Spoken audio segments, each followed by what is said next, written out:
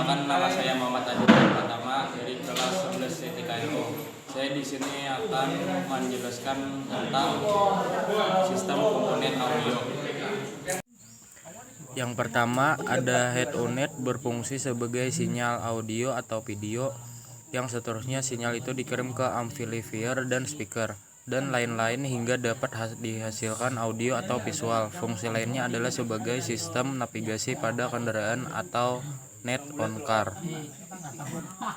Yang kedua ada speaker berfungsi untuk hasilkan atau mengubah sinyal listrik jadi suara lewat gambaran hingga suara bisa didengar. Biasanya speaker dipisah jadi beberapa, yakni middle yang berperan untuk keluarkan sinyal audio pada frekuensi menengah atau vokal, tweeter berperan untuk keluarkan sinyal audio pada frekuensi tinggi atau treble, woofer yang berfungsi untuk keluarkan sinyal audio pada frekuensi rendah atau bass.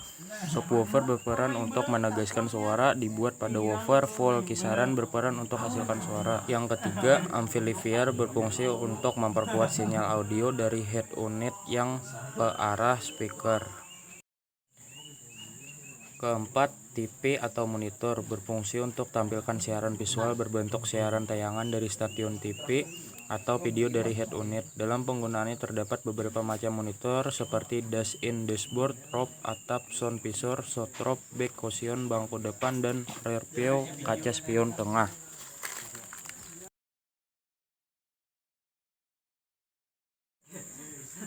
Kelima, aki sebagai sumber kelistrikan pada sistem audio.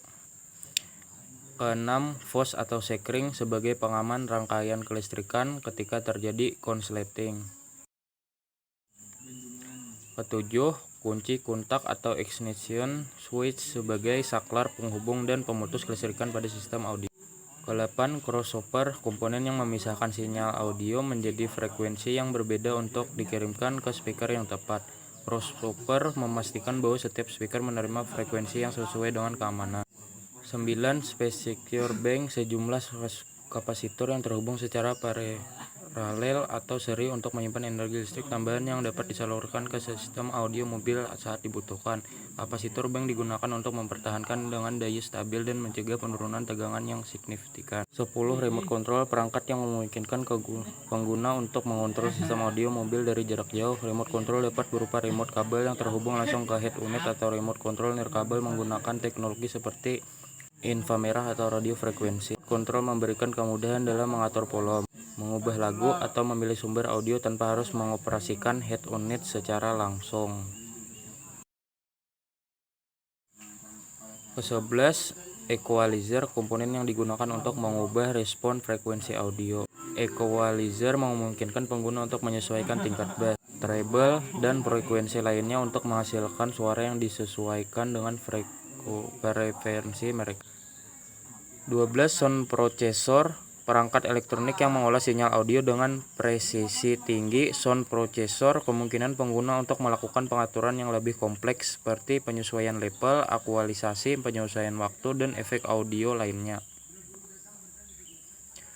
13. Power distribution block, komponen yang membagi aliran daya listrik dari sumber daya utama ke berbagai komponen audio seperti amplifier dan kapasitor. Power distribution block memudahkan pengaturan kabel daya yang efisien dan aman.